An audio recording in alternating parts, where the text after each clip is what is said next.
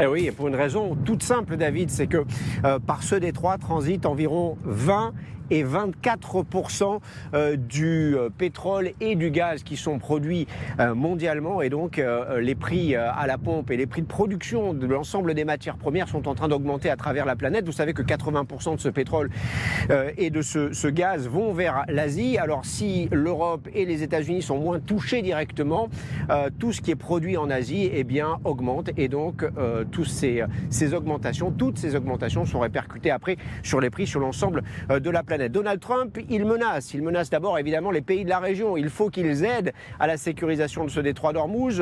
Il s'appuie sur des projections qui ont été faites par des grandes banques américaines, par exemple sur une récession prévue par Goldman Sachs de 14% au Qatar, au Koweït, si la production de gaz ne reprend pas, si le pétrole arrête de transiter par ce détroit d'Ormuz. Récession également du PIB pour l'Arabie Saoudite, pour les Émirats, de 3 à 5%. Alors c'est moindre parce qu'ils peuvent continuer d'utiliser leurs pipelines pour transmettre du pétrole ou transporter du pétrole. Mais voilà, pression économique sur les pays du Golfe, pression politique et militaire sur les pays de l'OTAN.